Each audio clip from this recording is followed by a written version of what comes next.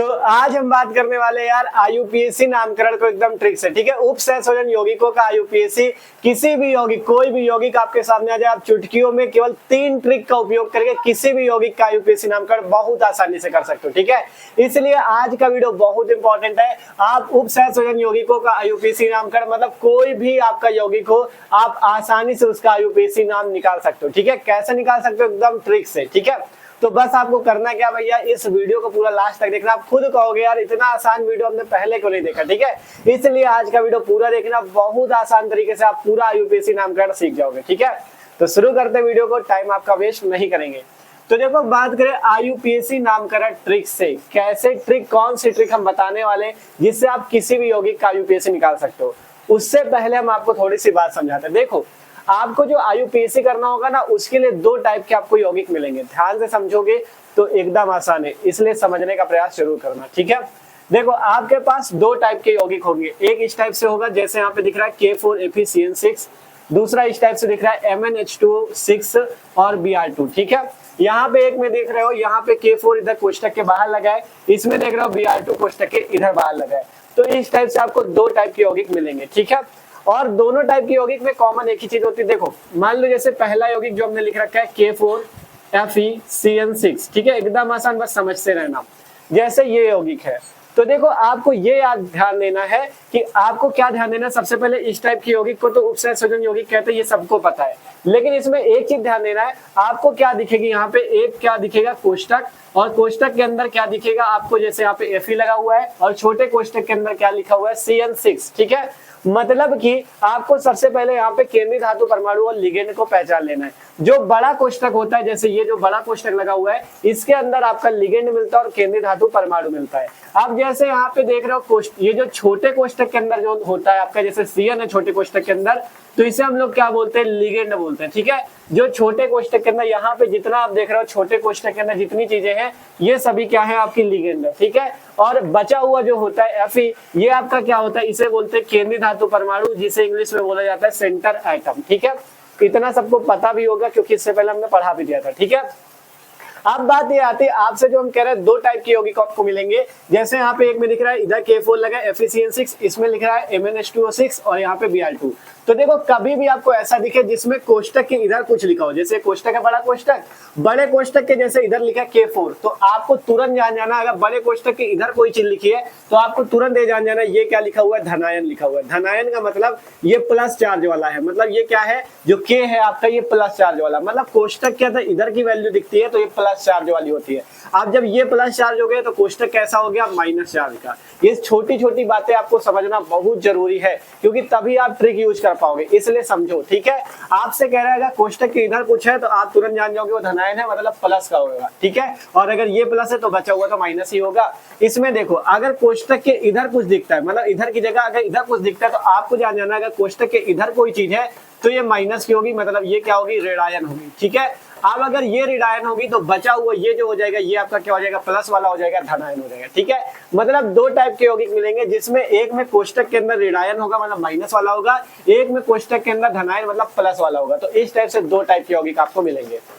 यहाँ पे आप ये चीज समझे कि कोष्टक में एक में क्या दिख सकता है, कोष्टक के अंदर वाला प्लस दिख सकता है, एक टाइप में कोष्टक के अंदर वाला माइनस दिख सकता है, ठीक है। इतना अगर आप लोग समझ गए तो अब आप तीनों ट्रिक समझने के लिए तैयार हो। कौन कौन सी वो तीनों ट्रिक अभी समझा देंगे, बस इतना जान लो। अगर कोष्टक के आपको क्या दिखे, बाय साइड कुछ दिख रहा है, जैसे कोष्टक के बाई साइड, जैसे यहाँ पे K4 लगा है, यहाँ पे कोष्टक के बाय साइड K3 लगा है, Na लगा, कुछ भी लगाओ, तो अगर कोष्टक के बाय साइड इधर साइड आपको कुछ दिख रहा है तो वो आपको जान जाना धनायन है, और जब ये धनायन है तो ये ऋणायन हो जाएगा, मतलब ये प्लस वाला है तो ये माइनस वाला हो जाएगा। और अगर कोष्टक के दाहिने, जैसे कोष्टक है, कोष्टक के दाएं साइड आपको दिख जाए कोई चीज तो आपको जान जाना माइनस वाला, जैसे कोष्टक इधर Br2 लगा है, कोष्टक इधर Cl2 लगा है, इसमें कोष्टक इधर NH3 लगा है, तो ये आपको जान जाना ये सब क्या है, ऋणायन है, ठीक है। यहाँ पे NH3 नहीं, NO3 था, ठीक है, सॉरी, यहाँ पे NO3 था।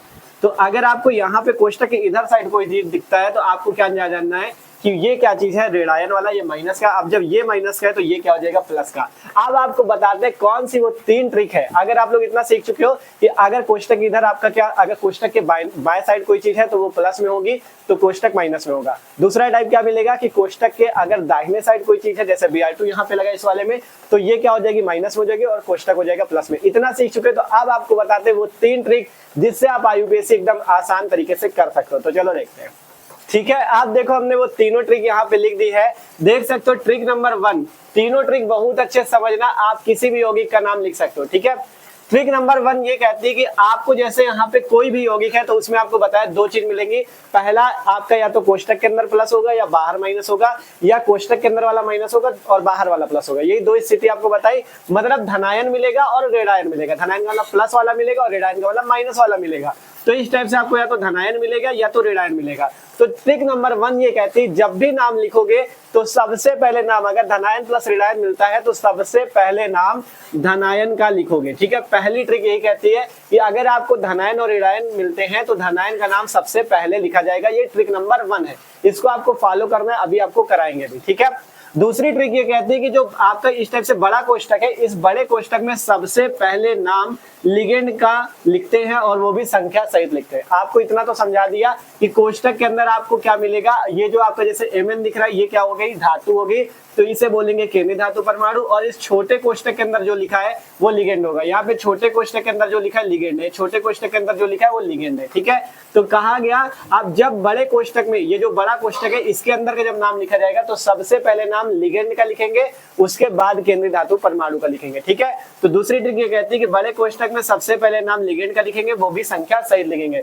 अगर 6 लिगेंड है तो 6 उसकी संख्या को भी लिखना है, 4 है तो उसकी संख्या को लिखना है, इस टाइप से। ठीक है, तीसरी ट्रिक ये कहती है केंद्रीय धातु परमाणु के बाद, मतलब केंद्रीय धातु परमाणु के नाम के बाद रोमन अंकों में हम इस टाइप से कोष्टक के अंदर क्या करते हैं, उसकी ऑक्सीकरण संख्या लिखते हैं।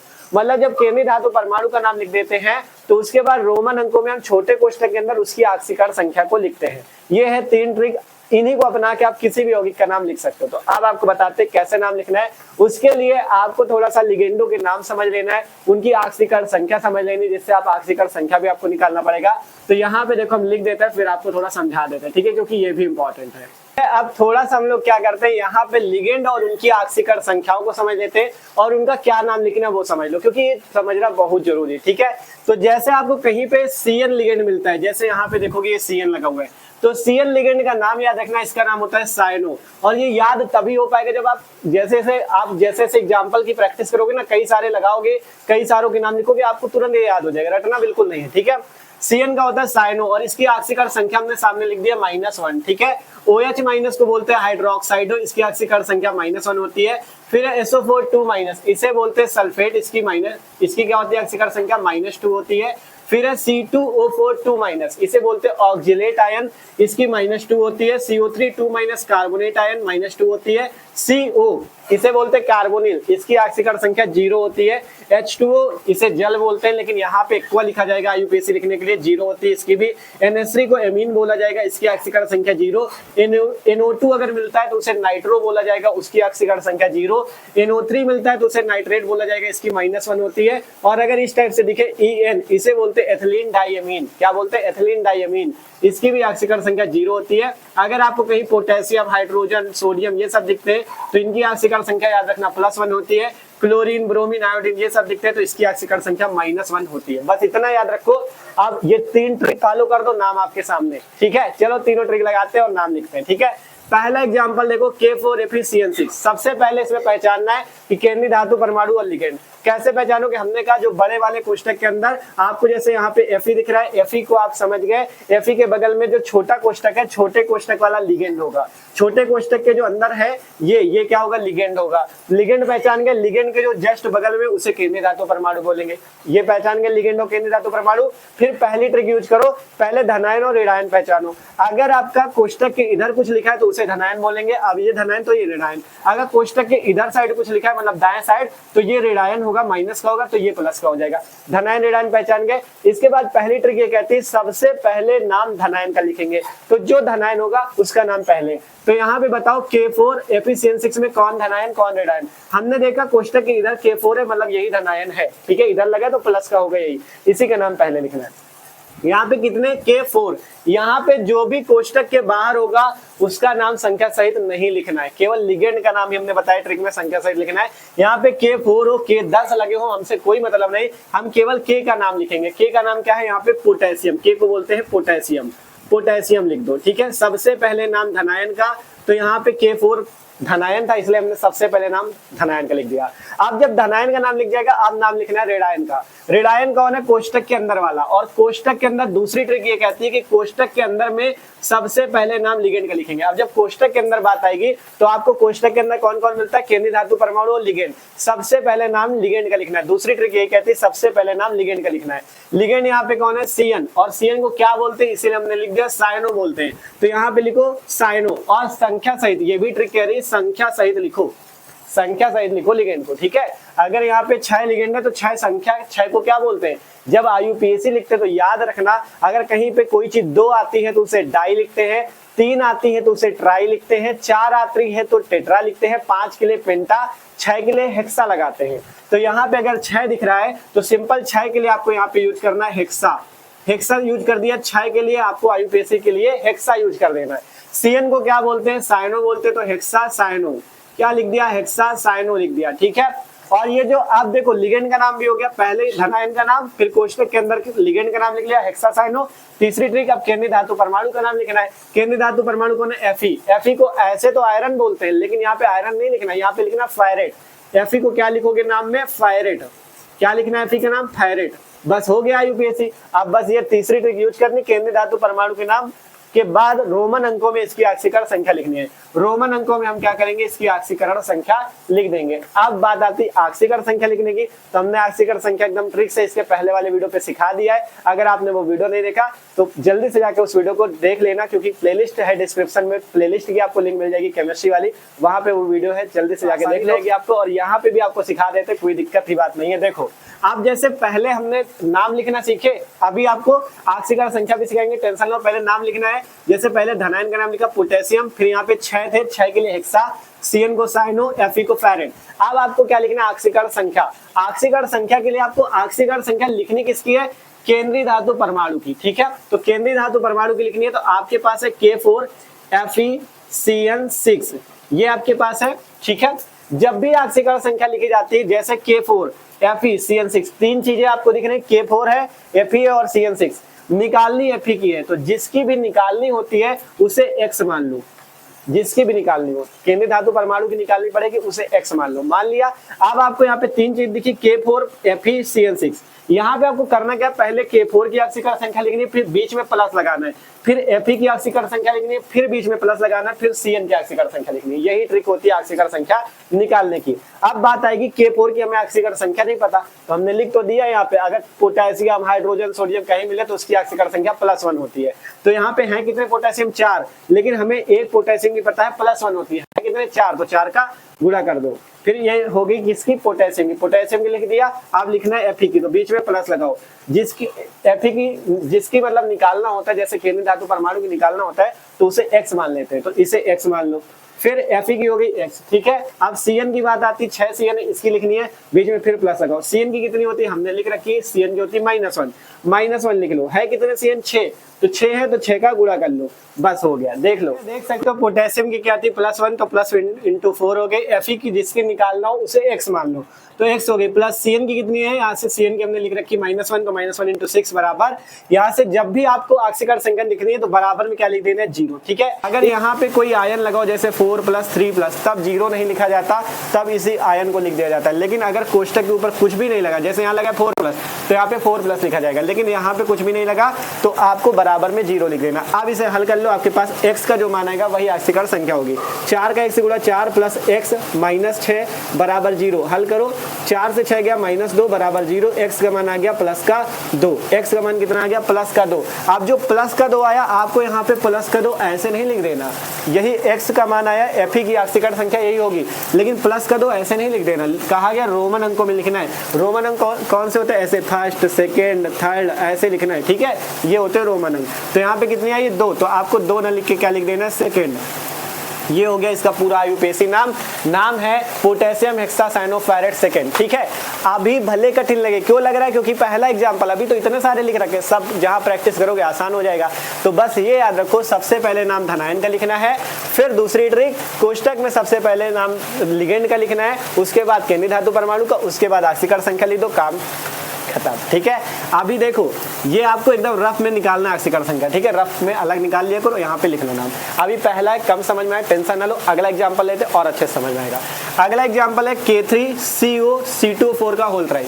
सबसे पहला काम केंद्रीय धातु परमाणु और लिगेंड पहचानो। केंद्रीय धातु परमाणु लिगेंड कहाँ मिलेंगे? बड़े कोष्टक में। बड़े कोष्टक में जो CO है और ये C2O4 थ्राइज है, और यहाँ पे छोटे कोष्टक में लिखा है। अब हमने बताया जो छोटे कोष्टक के अंदर होगा वही लिगेंड है। अब जब ये C2O4 लिगेंड हो गया तो बचा हुआ क्या हो गया? केंद्रीय धातु परमाणु। ये काम खत्म। आप पहचानना धनायन रेडायन, तो आपको देखना है कोष्टक के इधर कुछ दिख रहा है तो धनायन होगा। K3 दिख रहा है, ये धनायन है, ये रेडायन। धनायन रेडायन पहचान गए। सबसे पहली ट्रिक कहती है धनायन का नाम सबसे पहले लिखा जाएगा। धनायन यहाँ पे कौन है? K3। K3 है मतलब K का नाम पोटेशियम, इसका नाम संख्या सहित नहीं लिखना, केवल लिगेंड का नाम ही लिखना है संख्या सहित। तो यहाँ पे K3 है तो इसका नाम लिख दो पोटेशियम। 3 से हमें कोई मतलब नहीं, केवल K का नाम लिखो पोटेशियम।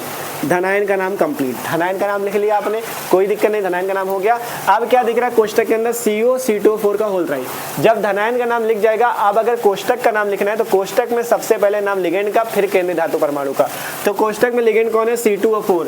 C2O4 लिगेंड है, इसी का नाम लिखना है, वो भी संख्या सहित। संख्या सहित लिखना है। कितने लिगेंड है? 3। 3 के लिए याद रखो, देखो हमने बताया ना, 2 के लिए डाई, 3 के लिए ट्राई, 4 के लिए टेट्रा, 5 के लिए पेंटा, 6 के लिए हेक्सा। यहाँ पे 3 है तो 3 के लिए लगेगा ट्राई। ट्राई। अब बात आती है C2O4 का नाम क्या है? C2O4 का नाम क्या है? ये रहा ऑक्जेलेट आयन। क्या नाम है? Oxalate ion. तो इसे लिखेंगे ऑक्जेलेट को लिख देना ऑक्जेलेटो। क्या लिख देना है ऑक्जेलेट को? ऑक्जेलेटो। ठीक है, देखो पोटेशियम 3 थे तो ट्राई, C2O4 को ऑक्जेलेट की जगह कर दो ऑक्जेलेटो। ऑक्जेलेटो कर दिया। अब CO का नाम लिखो। जब लिगेंड का नाम हो गया, अब इसके बाद किसका नाम आएगा? केंद्रीय धातु परमाणु का। केंद्रीय धातु परमाणु कौन है? CO।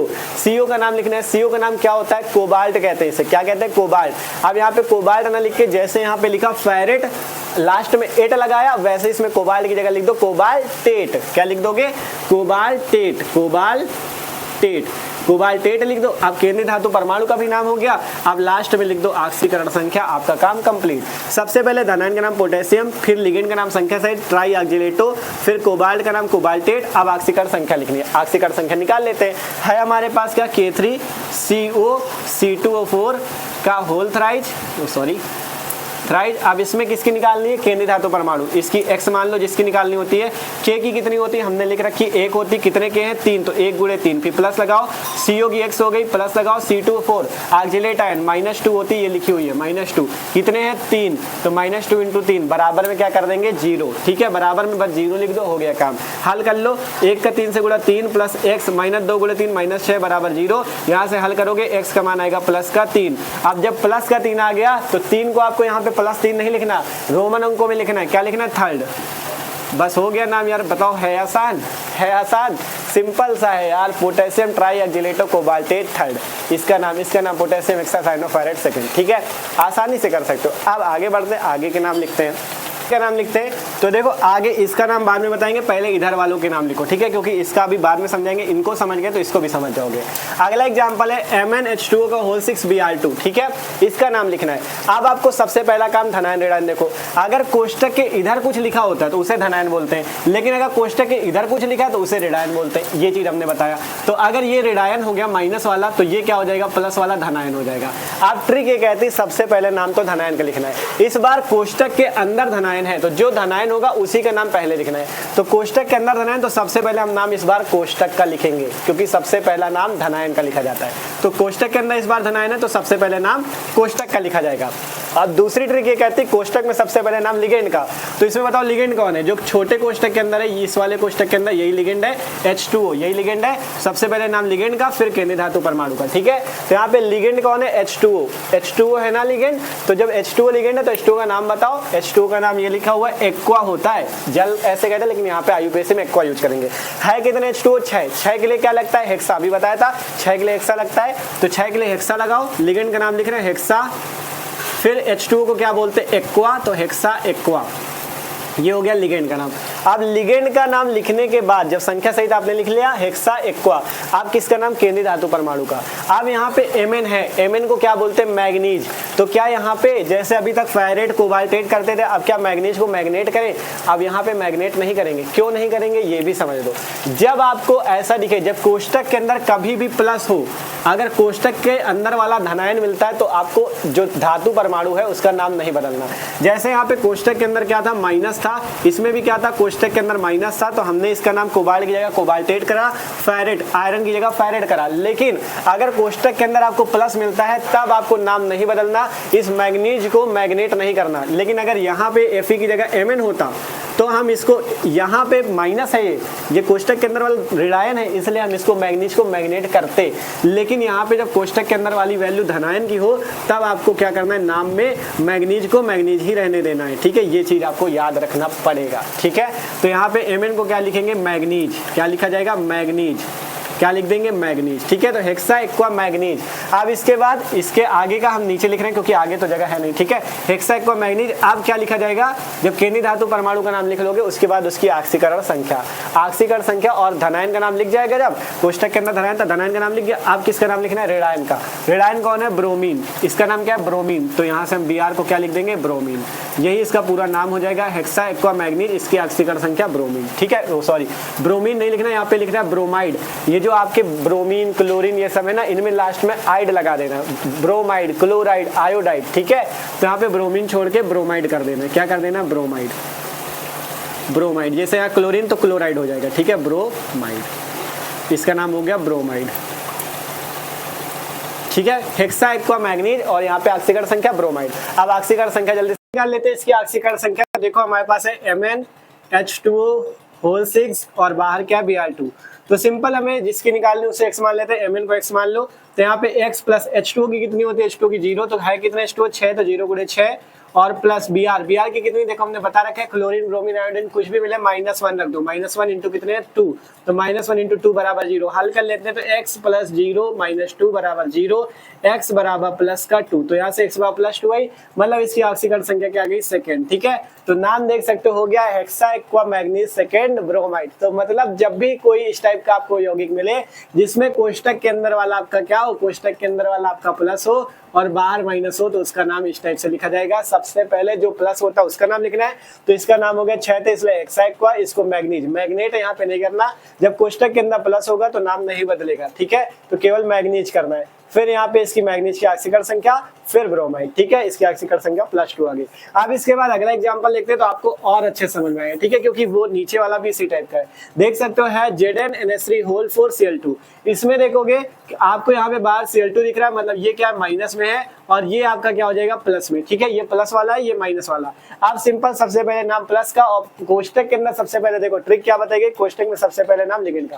पहले ये पहचानो नाम प्लस का लिखना कि माइनस का। कोष्टक के अंदर प्लस है तो पहले प्लस का नाम लिखेंगे। अब प्लस में है कौन, प्लस में सबसे पहले आपके पास केंद्रीय धातु परमाणु और लिगेंड, तो सबसे पहले नाम लिगेंड का है कितने, 4, तो 4 के लिए क्या लगता है, टेट्रा, तो यहाँ से लिख देना है टेट्रा। और NH3 को क्या बोलते हैं, एमीन, तो टेट्रा एमीन। ठीक है, इस टाइप से लिख दिया, लिगेंड का नाम हो गया। अब नाम केंद्रीय धातु परमाणु है कौन सा, केंद्रीय धातु परमाणु जिंक, तो जिंक का नाम लिख दिया। ठीक है, यहाँ पे जिंकेट नहीं करेंगे। क्यों नहीं करेंगे, यहाँ पे अगर होता जिंक तो हम जिंकेट लिखते, लेकिन यहाँ पे जिंक ही लिखेंगे। क्यों, क्योंकि अभी हमने बताया जब कोष्टक के अंदर वाला अगर प्लस मिलता है आपको, तो आपको केंद्रीय धातु परमाणु के नाम में 8 नहीं लगाना। लेकिन अगर कोष्टक के अंदर वाला माइनस मिलता है तो आपको केंद्रीय धातु परमाणु के नाम के अंत में 8 लगाना। जैसे फेरेट, कोबाल्टेट, यहाँ पे अगर जिंक होता तो जिंकेट कर देते, लेकिन कोष्टक के अंदर प्लस का है इसलिए जिंक किया। ठीक है, अब इसके आगे ऑक्सीकरण संख्या।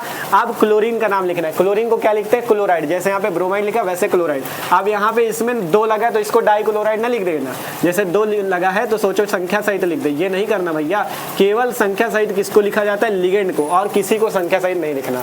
तो इसका नाम हो गया टेट्रा, 4 थे तो टेट्रा एमीन जिंक। यहाँ पे इसकी ऑक्सीकरण संख्या और क्लोरीन को क्लोराइड लिख दिया, टेट्रा एमीन जिंक क्लोराइड। ऑक्सीकरण संख्या निकाल लेते हैं। देखो यहाँ से ZnNH3 Cl2, यहाँ से Zn को x मान लो, NH3 की 0 होती, 0 गुणे 4 बराबर, और ये Cl2 है ना, Cl2 की कितनी हो जाएगी बताओ जल्दी से। Cl की हमने लिख रखी -1 इंटू कितने हैं 2, -1 इंटू 2 बराबर 0। हल कर लो x प्लस, सिंपल हल कर लेते हैं तो देखो x प्लस 0 गुणे 4 0 और -1 इंटू 2 -2 बराबर 0। हल कर लो x प्लस 0 -2 बराबर 0 को हल करोगे तो यहाँ से आ जाएगा x -2 बराबर 0, मतलब x बराबर प्लस का 2। अब जो प्लस का 2 आया यही क्या हो जाएगी प्लेट इसकी, सॉरी यही क्या हो जाएगी जिंक की ऑक्सीडेशन नंबर हो जाएगी, जिंक की ऑक्सीकरण संख्या। अब +2 को आपको यहाँ पे क्या लिख देना है, सेकंड लिख देना। तो इसका नाम देख सकते हो सिंपल से आ चुका है टेट्रामीन जिंक सेकंड क्लोराइड। ठीक है, एकदम आसान यार, किसी का भी नाम लिख सकते हो, देख सकते हो। सबसे पहले यहाँ पे 4 थे तो टेट्रामीन, फिर जिंक लिखा, सेकंड इसकी ऑक्सीकरण संख्या 2 आई थी, सेकंड क्लोराइड। तो इस टाइप से इसका नामकरण भी हो चुका है। इसी टाइप से आप किसी भी यौगिक का कर सकते हो।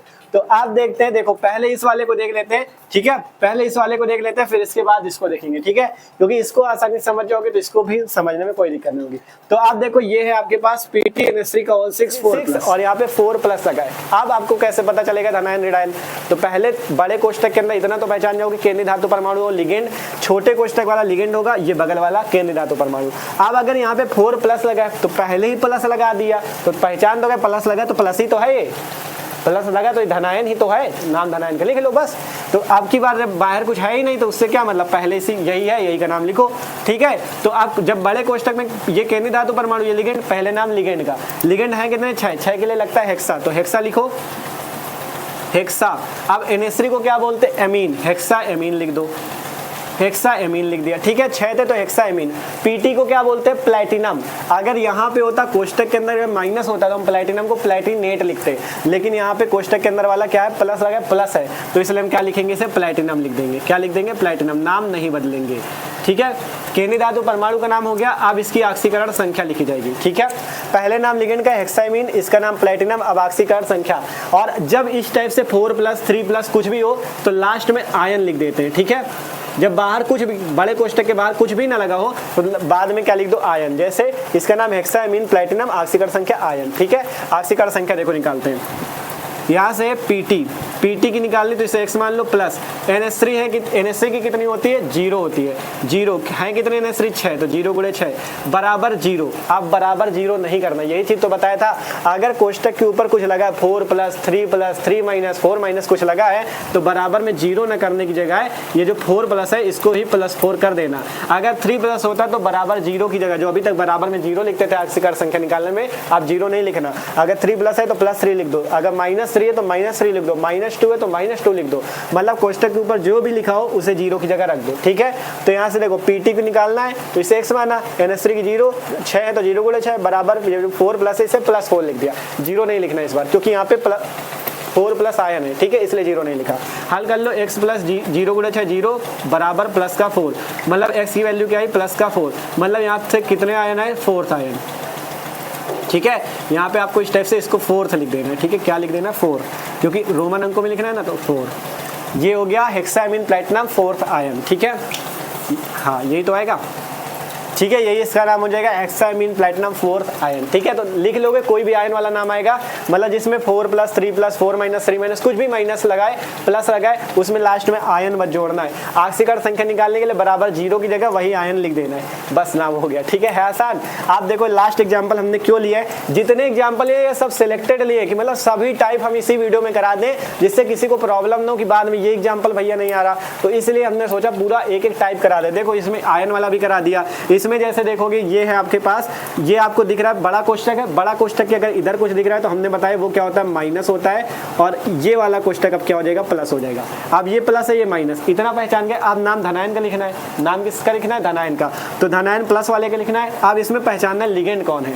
देखो यहाँ पे Cr है, H2O4 है, Cl2, तो देखो लिगेंड यहाँ पे एक से ज्यादा भी हो सकते हैं। जैसे यहाँ पे H2O छोटे कोष्टक के अंदर है और इसके बगल में जो इधर लगा है ना Cl2, ये भी लिगेंड ही होगा, ये भी लिगेंड है, ये भी लिगेंड। जो सबसे पहले लिखा होता है, जैसे यहाँ पे देखो सबसे पहले लिखा, सबसे पहले लिखा, सबसे पहले कोष्टक के अंदर जो लिखा है वही सबसे पहले वाला केंद्रीय धातु परमाणु, और जो इसके इधर वाली जितनी चीजें सब लिगेंड है। कोष्टक के अंदर होना चाहिए आपको सबसे पहले जो लगा, जैसे chromium, cobalt, Fe, Mn, Zn, Pt, ये सब केंद्रीय धातु परमाणु। लेकिन कोष्टक या कोष्टक के बगल में कुछ लिखा है तो वो सब लिगेंड होंगे। जैसे यहाँ पे H2O भी लिगेंड है, Cl2 भी लिगेंड है। H2O भी लिगेंड है, Cl2 भी लिगेंड है, ठीक है।